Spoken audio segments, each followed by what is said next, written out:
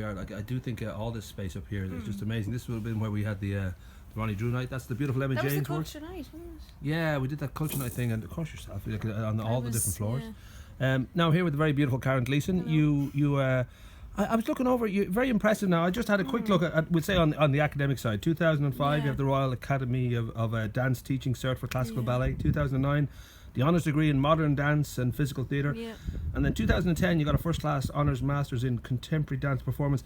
That was from the University of Limerick. Yeah. Is the University of Limerick a real place though? I think it is. Are you sure? Fantastic place. Oh, good. Okay, I just want to make sure. I couldn't check. I couldn't find it on Google. I just thought maybe it doesn't exist. It is. But no, that it's a good place. Oh, I think so. It's I'm only messing it, of course. No, I've given it that Shelbyville kind of like kick for it. Yeah. But that love you obviously have for dance, is it the old kind of Mark Bolan thing? You were dancing when you were 12 or right out of the womb, all that? When I was 4, actually. Started with ballet. I hated it, actually. My mum made me do it. And then I kept trying to stop. Well, you got your own back. You went into modern dance. Yeah, exactly. I was interested in hip hop as well, so I got away from ballet, but I love ballet still, but it's not great for the ankles. So was that, even though you weren't loving ballet, I don't know whether there was an early kind of recognition though in yourself that dance itself was something. It's so good for you. Yeah, well that's like posture, everything, but also you feel great after a class, you know. But that point, I don't know if you can, say it was always there, whether it was a slow process that you realised, I actually love this. Like I want to do this as a kind of a complete kind of part of my life rather than it's just a hobby or just a little. Do you know what it was? It was that when I would go to class, it was like when in the teenage years, when things get a little bit hard and you get a little bit in your head. When I was in dance class, I just stopped thinking. Right. It was like I was free, and that was, I think, the reason why it kind of struck a chord. Wow. Yeah. So that was it for me. Would there have been any other than your mom forcing you to do ballet? Was there any kind of inspiration? I don't know if there were certain dances or performers or even music, or I don't know if there were certain things that sort of inspired you as a teenager or beyond. I wanted to be in a Britney Spears video. Well, that'll work. That was what it was. Michael Same Jackson, here. that was what it was. Hey. Janet Jackson, So I grew up with all that. Right. And that was like the goal, and so I wanted to be a background dancer, for videos or something like that. Right. But actually, it turned out that I didn't think I had the personality for that style of dance. So I felt like you'd have to be very outgoing and just, I don't know, overly confident maybe. Right.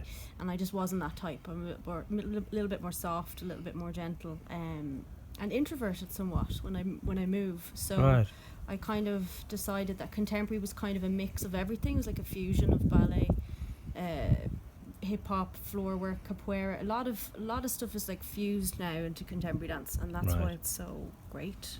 So you can kind of do whatever you want with it. Well, there was a great quote I read about just contemporary art in general, is that fear of doing something that's been done before. I mean, that sort of need and want to sort of find a new path or a new expression. And I guess like jazz and many wonderful art forms, there is that kind of unknown about it that you're always exploring. It's not like we have a very traditional, method here and we're going to stick to it and it's always going to be the same. I mean, that's obviously got to be thrilling, but it's also, I guess, it's got to be quite it's got to push you out to the edge a little bit in regard to, will this work? Will I get this right? Will it connect? Oh, always. You're always doubting yourself. Always. Right. But also the thing is, maybe other people have done it before, but I haven't done it before. Gotcha. So I have to try and go through myself, my own process, kind of figure out what works, what doesn't work, and research people who have done stuff, but you still have to try it yourself. Do you know what I mean? You can't be like just bogged down by Sure. Well, you got to go for it, and the fact is, in music and many other forms, it's the sometimes, as I think it's an old Edith Piaf thing, like use your faults, use your defects, then you're going to be a star. Like, I mean, it's your actual take, that will make it yours, and it wouldn't be, somebody's perfect.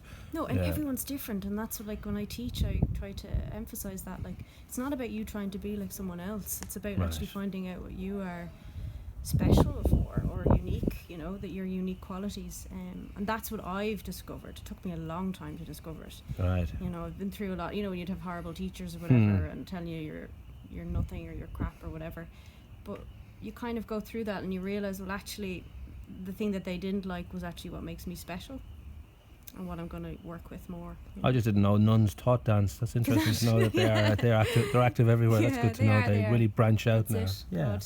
Well, they have to move around a bit. You never know what way the wind's going to blow. You need another string to your bow. Indeed. I always feel too that dance, it's very revealing because, the drunken uncle dance at a wedding, the the shy girl who works in a super values meat department suddenly turns into a showgirl when she's at a. There is something incredibly parallel universe about dance that the same with singing, that people can suddenly express themselves in a way that they may not dare, otherwise. Exactly. Right. And was that something that you found early on was part of the appeal? Was that, this was a way to be more yourself, really? Yeah, but the interesting thing is, if I go out, like if I go to a nightclub or something, I can't dance. Hey! Because everyone goes, show us some moves. And you're like, oh no. So I have that. That's my thing. Right. That's my little... you don't get Michael Jackson flashbacks or Britney Spears flashbacks? See, if I'm relaxed enough and just not thinking about it depends on the company probably too. Right. But that is a thing with dancers in general. They find it hard to switch that off, that kind of critic side of yourself. So I think, people who maybe don't do it for a living or as their career every day, it's such a great way to connect with yourself and sort of express yourself. But for me, I can do it in the studio, but a nightclub, not so much. I don't know. Well, is it hard to anything that's to do with say, a pure, and some would say maybe like elite, that there's going to be a certain section of the community love it and get it, and lots of people don't. Yeah. And that's got to be tough just from a living point of view, that you are reaching enough people and making enough of an impact that you can do it as a living. I mean, was that early on that worked out for you, or was it a struggle, maybe still a struggle? It's a struggle, definitely. Yeah. But I also think, this would be my personal opinion, I'm not saying it's the definite truth, but I think a lot of work isn't as accessible, and the artist maybe doesn't really care to make it accessible. So the stuff I'm interested in is that stuff that you can actually invite your granny to, and whoever, your neighbour. People that maybe aren't interested in the contemporary stuff, but that can actually get something from it, you know what I mean? Right. So that has always been the difficult part, where I'd invite my parents or my aunts over to stuff when I was training abroad, and they'd be in shock. They're like, why don't you go back to ballet? And I'm like, well, it's different now, it's just a different thing, a different way. Physical theatre is a bit like that. It's a bit strong for some people, Right. So for me now, making work myself, I'm very aware of that, but I want people to enjoy it. I want them to get something from it. So there's no point, in my opinion, making something. I know I need to express something myself, but I should be able to make it accessible. Well, there is that degree of I think all great art is just itself and true to itself and all that. But then you're also wary of preaching to the converted or preaching to the perverted. Just feeling that you're only making this art for you and for a small band of people, and the idea of art should be that it catches other people unaware, that it's suddenly you take your mind takes a step where it didn't expect to go, and you suddenly see things differently. It moves you. That's the whole point, is that you want to move someone. You want them to connect with something or relate in some way to it. And even if they hate it, that's fine. But they've obviously had an emotion when they watched it. Right. They hated it. So that's still some sort of effect that it's had on them. Well, it is a lot of it is almost like a pact between the audience and a performer, certainly in contemporary dance, that you kind of have to suspend yourself into that moment. It's not like a casual thing like background music, or you can kind of half listen to somebody singing and think it's nice. There is that sort of, it takes somewhat of a kind of a commitment from the audience to go with you and just take the chance that maybe this will reveal itself and work its way into. Yeah, it can be intimidating, I think. Yeah. Especially if there's something kind of provocative like nudity or something a bit crazy or a bit immersive, where the audience is quite close to the performers. It can be quite hard. So you have to be aware as a creator too that you have to take care of your audience. Right. You can't just shock them, and it's not about pissing them off, really. You know what I mean? You have to take care of them. You have to ease them into it, and I'm quite aware of that as well. You know what I mean? And would it be a healthy world? I don't know if there's a kind of a constant flow of young dancers coming through. I don't know whether it's one of those art forms that kind of dips and The thing is, here there is no BA, like bachelor's degree in dance. So actually, if you want to be like a contemporary dancer or whatever, a jazz dancer, whatever it is, you have to go abroad. So it kind of discourages some people, obviously, because they have to move country. It's quite difficult to do. You're on your own, kind of thing.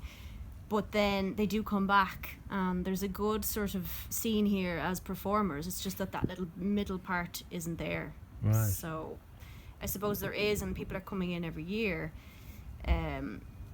But it is a shame.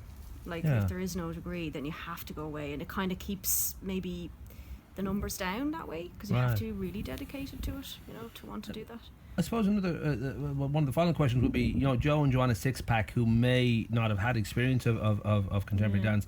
I mean, are there people or places they can go to start off with? Like Pina would be one of the few dancers I know because of Wim Wenders' documentary, and certainly, you know, it's sort of in the ether. You can find it in other, you know, art forms. It sort of pops up in other people's work, like David Bowie and all that. But I don't know if there's good places to start or whether it's really a case of just, you know, pick and mix, find things that, you know, get you, and it's... Well, I would suggest, basically, if you go to any theatre work now, contemporary theatre work, you know, Abbey Theatre or wherever they're doing some contemporary stuff, the new up-and-coming people, directors, they actually are fusing contemporary dance into their work. So a lot of movement is now getting into theatre, which is great for the dancer because obviously you get more work. Right. So if you are interested in theatre, you will start to see little bits like that, you know, popping up, and it's all about the physicality and expressing what you're trying to say, obviously through movement instead of text, you know. But YouTube's great. Obviously Pina is a very famous documentary now. Yeah. I think the current sort of society is getting more aware of contemporary dance, and I think it will start coming through. Like even Beyonce had some contemporary dance in some of her videos, and it's coming into that kind of mainstream world, so it will pop up. People don't really know what it is, but it kind of is everything. Right. You know. And I think it's the constant need in people in art just for the other, like something that's beyond the norm that they haven't maybe seen before or felt before. And even someone like Beyonce would be a good example where, even though she's very successful and quite mainstream, she seems to be constantly looking for new edges things. that make it feel like, well, I've never really felt that before or seen that before, and it makes it a new images. Work and Yeah. And finally, we will put the links to you know, any. I don't know whether you have anything coming up at the moment, or whether there's places that people can go to sort of see your work or to get an idea of Vimeo or YouTube. I can. Okay. Give you, but at the moment, I'll be hopefully in the new year. I'll be touring some work, so I can keep you posted on that. That'll be rock and roll. Well, we'll certainly let people know as it comes around, and we'll embed you know, one or two videos with this just sort of below, so people can kind of see and I'm based in the Mermaid Art Centre. That's where I've got a residency well, there you go. So dance artist in resident. Right. Okay. And would that entail like fairly regularly that you're doing shows, or you're shows a lot? Yeah. Great, yeah. Exactly. okay. So we've just started. Well, it's me, Aisling O'Connell, and Nick Bryson. There's three of us dance artists in residence, and basically we get funding from the Arts Council to put on some shows and to do some community workshops, which is great. Everyone can come along and dance with us. And so we're in the brochure, so if you have any questions you can always contact the Mermaid as well. The Mermaid, that's in Bray, is it? In Bray, yeah. In the Bray. Arts Centre, yeah. Okay, Bray. Right, Bray, yeah. I suppose, you know, I suppose we could make the exception just, you know, to go out just to see you know, and branch out a little. Yeah, okay. I'll try not to encourage it too much, but maybe we'll sort of get a secure. Once in a while. We'll get a secure bus together. We'll sort of travel together and we'll leave together. It should be fine. Rock and roll. Hold hands.